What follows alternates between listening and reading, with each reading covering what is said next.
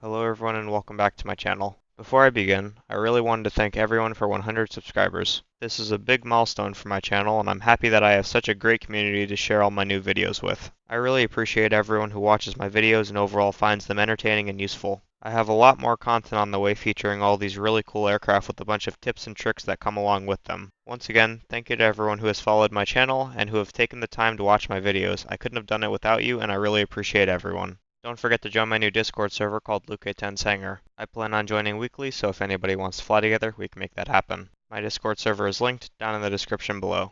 Today I'll be flying the Messerschmitt Bf-109 G-14 AS. The Bf-109 series was designed by Willie Messerschmitt and first flew in 1935. By the time of the G-14 AS variant, the Bf-109 had undergone several modifications to enhance its performance. The G-14 AS was introduced in 1944 during a period when the Luftwaffe faced increasing pressure from Allied air forces. The earlier G6 and G10 models had already been produced, but advancements in Allied technology and tactics necessitated further upgrades. The G-14 AS was powered by the DB605 AS engine, a variant of the Daimler-Benz DB605.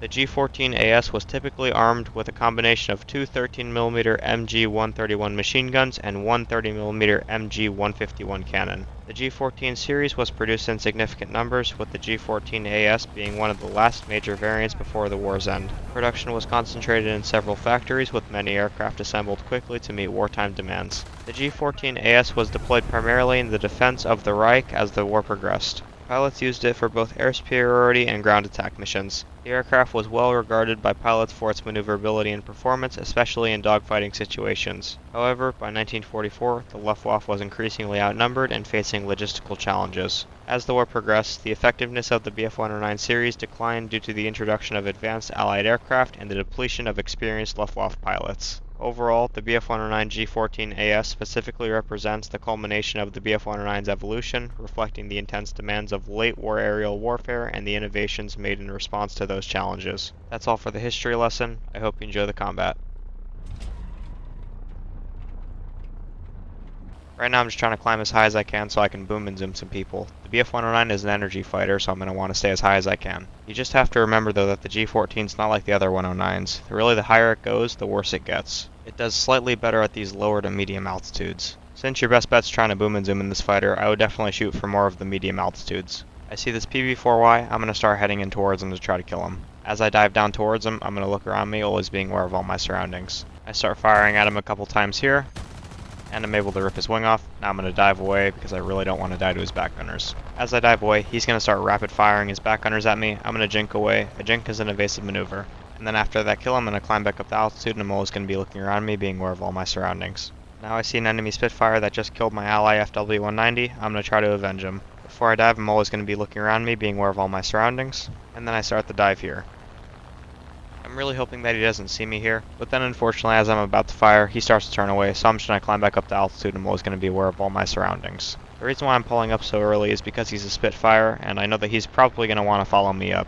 Even if he does follow me up, he lost most of his energy in the turn, so he would be energy trapped. I really just don't want to run the risk of some lucky 20mm that kills me. All I have to do is just keep boom and zooming this Spitfire. I'm definitely not going to turn fight him. I know that I'll definitely lose. He still keeps the turn going. I look at my airspeed, see that I'm really close to overspeeding, so I'm just going to pull up again and boom and zoom again. I really don't want to hit the ground. And then once again as I'm in the climb, I'm always going to be looking around me, being aware of all my surroundings. As I come around, I'm going to drop my combat flap so I can tighten up my turn. And then I dump all my flaps here to tighten up my turn even more. I know I don't need to do that, but if you want to kill him faster, you absolutely can. He starts to turn into me again, but that's not going to work this time because I don't run the risk of overspeeding. I hit him there and get severe damage. But of course the severe damage is just me ripping his flap off. He turns back in towards me, so I'm just going to climb back up the altitude so I can energy trap him. If you get severe damage on somebody, or you think that somebody's going down, please stay in the fight. It's not over yet. If I would have just kept flying straight and level there, I probably would have died because the Spitfire would have just turned back in towards me. That's why I climbed back up the altitude. Right now it's a 1v4 with me being the only fighter left on my team. I know that 3 of the enemies are bombers. I start climbing up to this B-17 to see if he's paying attention, and I see that he absolutely is. He starts firing his back gunners at me. I want no part in that. All that I'm trying to do is just climb up to altitude so I can hopefully kill this other enemy fighter. But then of course this enemy B-17 turns in towards me to try to fight me. Although I really hate how this guy is playing, it is really smart. He knows that I'm not going to be able to get up to him without being crippled. He's just going to tell his friends where I am, and I'm probably going to die. I can tell that this guy's never challenged Luke A-10. He starts firing his gunners at me. I'm just going to dodge him and just try to get away from him. I'm just trying to make these super wide turns to hopefully draw him out, and maybe I can outclimb him and get up to him. But of course, I'm just not able to get up to him, and he's just going to follow every movement like the annoying player that he is. Although he is very annoying, like I said before, this is a smart play. And then of course here come his other bomber friends. I feel like I'm in a show right now. After about another minute of dodging this guy's bullets and trying to get up to him, I finally see the enemy fighter. It's a Bearcat. What I need to do is really just try to isolate the Bearcat or try to kill him as fast as I possibly can. I know that these bombers are not faster than me, and I know that I can get away with it. I make it seem like I'm going to break right here to hopefully bait the B-17 into turning right. It does work, and now I'm going to dive to hopefully fight the Bearcat. I lower my nose to become more nimble and gain my speed and energy back. I jink a little bit here expecting him to fire, but he doesn't. I'm going to dive here and then come back up because the BF-109 does best in the vertical. And now all I have to do is just not overshoot. As long as I don't overshoot, I will kill him. I know that the bombers are far enough away for me to go vertical here, so it's totally fine. And then I'm going to personally thank this Bearcat for making himself lose all of his energy by turning in towards me. I have my perfect shots here. I only hit him, and then the bartender's going to thank me for drinking all those beers before this game. That was some atrocious aim, but it's okay because I make up for it in maneuverability and game sense.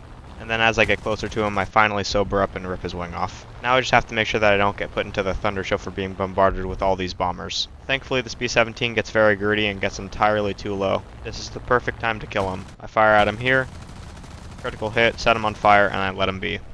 Thankfully this PB-4Y does the exact same thing, and I get a shot off on him. Unfortunately, it's nothing too severe here, and I only just rip his flap off. Now this enemy Halifax wants the smoke, and I'll gladly give it to him. I'm not going to be able to get around to him, and I know for a fact he's in the gunner view trying to bait me to turn around to him. Thankfully, I actually think before I do things, and I'm not going to do that. I see the B-17 coming back around, and I come around for a victory lap. I get a hit on him, and then I just brake left because I really don't want him to get a lucky shot off on me. And then once again, here comes the Halifax, and he's coming back in to kill me. These guys clearly don't learn, and I really do thank them for that. I start firing at the Halifax here.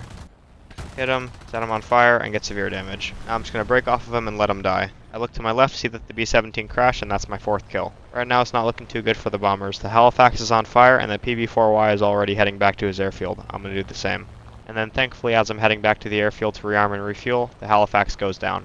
As I'm on short final here to land, I'm going to use the forward slip technique, which is opposite aileron and opposite rudder. That will make me hold certain airspeed and make me descend in altitude a lot quicker. I am coming in entirely too fast here, so I just have to force it down. Usually whenever you use the forward slip, you're just trying to get down. You can forward slip for two things. You can slip for airspeed or slip for altitude, but you can't do them both. Of course, War Thunder's not real life, and the physics are definitely not the same, so you can get away with a lot of things using the slips. And just like that, a safe landing without me overrunning. And just like that, we're back up again, and I see the PB-4Y in the distance coming straight at me. I'm going to start a climb here so that then I can boom and zoom this PB-4Y. That's a lot slimmer chance of me getting pilot sniped. If he starts to rapid fire at me, I'm just going to climb even more and boom and zoom him like this. He wants to do this the hard way. I'm going to start firing here a little bit earlier than I normally would just because I'm really paranoid that I'm going to get pilot sniped. I get a critical hit here, and then right as he starts firing, I'm going to brake left because I really don't want to get pilot sniped. And then right as I'm about to kill this enemy ground target, we win on tickets.